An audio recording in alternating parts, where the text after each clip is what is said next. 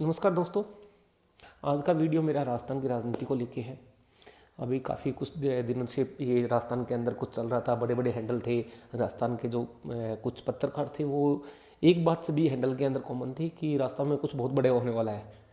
और चूंकि राजस्थान से हूँ मैं, और मेरे जो ट्विटर के दोस्त हैं वो मेरे को जानते हैं कि राजस्थान की राजनीति का जो सही क्या है वो मेरे से पता लगता है, तो वो मेरे को मैसेज करके भी पूछ रहे थे कि राजस्थान में क्या होने वाला है, कुछ बड़ा होने वाला है क्या। जबकि मैं जयपुर में हूँ तो मेरे को ऐसा कुछ भी नहीं लग रहा कि अभी हाल फिलहाल में राजस्थान की राजनीति में कुछ बहुत बड़ा उलटफेर होगा। ऐसा कुछ नहीं है कि राजस्थान के अंदर सत्ता परिवर्तन हो रहा है या गहलोत जी जा रहे हैं या वसुंधरा जी कोई नई वो बना रही है, पार्टी बना रही है। राजस्थान में ऐसा कुछ नहीं हो रहा। बात करते हैं वसुंधरा राजे की। वसुंधरा राजे राजस्थान की बीजेपी की एक बहुत बड़ी कद्दावर नेता है। उनकी संगठन पे बहुत बड़ी अच्छी पकड़ है। हालांकि अभी जो पंचायत चुनाव हुए हैं, निकाय चुनाव हुए हैं, उनमें भाजपा को एक बहुत बड़ी सफलता मिली है। और राजस्थान के इतिहास में पहली बार ऐसा हुआ है कि कोई पार्टी विरोध में रहते हुए, विपक्ष में रहते हुए इतनी ज़्यादा जिला परिषद की सीटें जीती हो। जब चूँकि अभी 21 सीटों के राज्य जिला परिषद के चुनाव थे, उसमें 13 बीजेपी के जिला अध्यक्ष बने, कांग्रेस के सिर्फ 5 बने और बाकी अन्य के सहयोग में अन्य के खाते में गई। तो इस तरीके से देखा जाए तो राजस्थान के अंदर बीजेपी को एक बहुत बड़ा मिला है, आगे एडवांटेज मिला है। तो राजस्थान में अभी मुझे नहीं लगता कि राजस्थान में बीजेपी के अंदर कोई भी उठापटक होने वाली है या कुछ और होने वाला है। सतीश पूनिया जी की संगठन में पकड़ है। केंद्र ने उनको एक संगठन के लिहाज से फ्री हैंड दिया गया है, जिसके हिसाब से उन्होंने टीम भी नहीं बनाई है और उसमें दिव्या कुमारी जैसी नई नेताओं को भी जगह दी गई है। दिव्या कुमारी में एक भविष्य है, लेकिन अभी उनके बारे में कि वो राजस्थान में मुख्यमंत्री का कैंडिडेट हो सकती हैं या राजस्थान का मुख्यमंत्री बन सकती है, ऐसा कुछ नज़र नहीं आ रहा है। उनको बहुत कुछ पॉलिश करने की जरूरत है। दूसरा, राज्यवर्धन राठौड़ जी के लिए बोला जा रहा है। राज्यवर्धन राठौड़ जी ठीक है, पिछले जो उनका एज ए स्पोर्ट्स मिनिस्ट्री उन्होंने बहुत अच्छा काम किया, लेकिन कुछ रीजन थे कि वो दोबारा मंत्री नहीं बन पाए और अभी भी वो उतना नज़र नहीं आ रहा है, क्योंकि राजस्थान के अंदर एक पकड़ जाट की और राजपूत की राजनीति अलग होती है, तो उसके ऊपर उनकी पकड़ अभी तक नज़र नहीं आ रही है।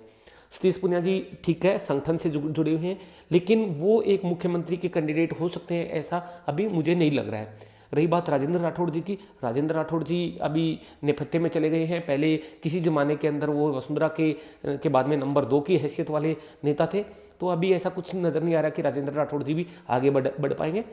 और कटारिया जी की बात कर रहे हैं। कटारिया जी ने अपने एरिया के अंदर, अपने क्षेत्र के अंदर काफ़ी अच्छी सफलताएं दिलाई है इन जिला परिषद चुनाव में, लेकिन वो मुख्यमंत्री के दावेदार नहीं हो सकते और ना ही उनको कभी ऐसा चाहेंगे, क्योंकि चुनाव में अभी 3 साल पड़े हैं राजस्थान विधानसभा चुनाव में। और राजस्थान के अंदर एक बारे में कहा जाता है कि वहाँ पे सत्ता परिवर्तन हर 5 साल में हो रहा है, जबकि पहले ये नज़र नहीं आता था कि हाँ इस बार सत्ता बदलेगी, लेकिन इस बार अभी से ये 3 साल पहले ये नज़र आ रहा है कि इस बार सत्ता बदल रही है।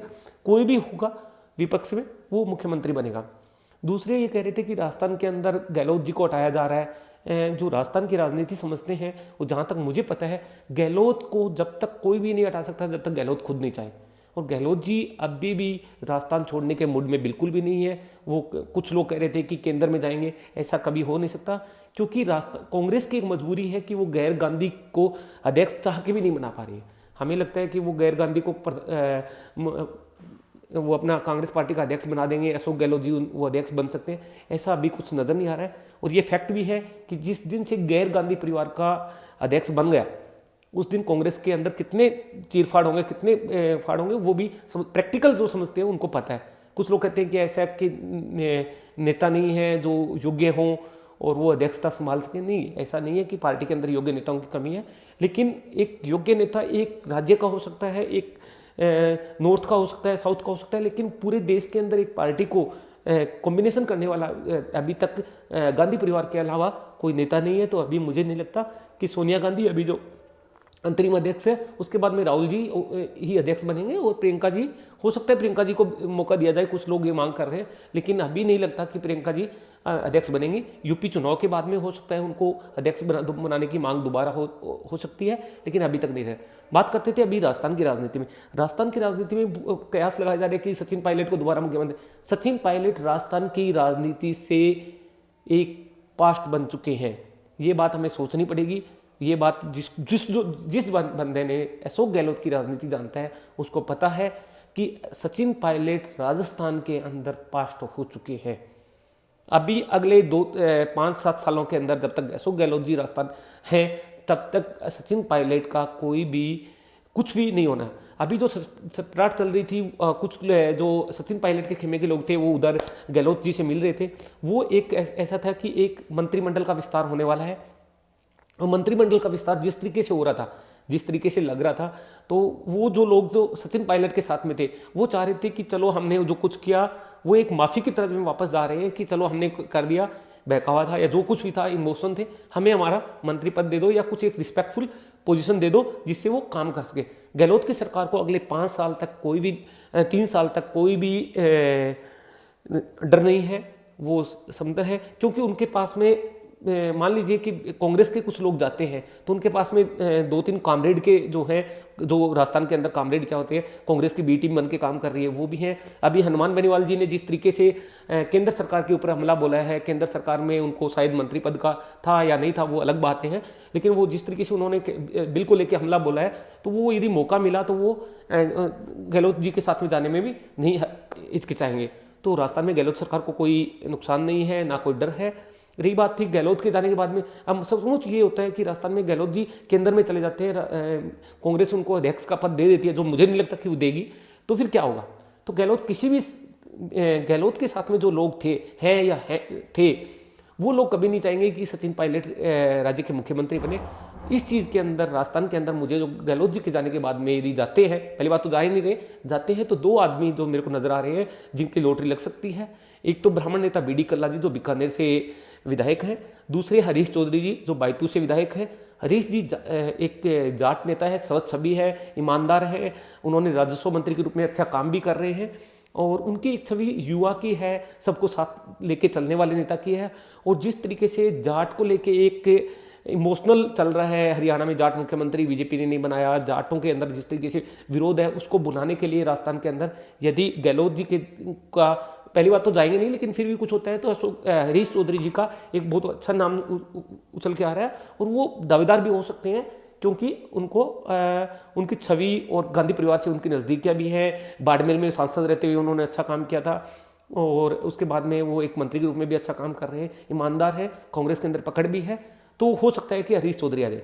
दूसरे बी डी कल्ला हालांकि उम्रदराज नेता है, बेवर्द नेता है, लेकिन ब्राह्मणों को लेके एक जिस तरीके से कांग्रेस ने यूपी में एक ब्राह्मण कार्ड खेलने की कोशिश की जा रही है, उसको लेके राजस्थान के अंदर एक ब्राह्मण मुख्यमंत्री दे सकती है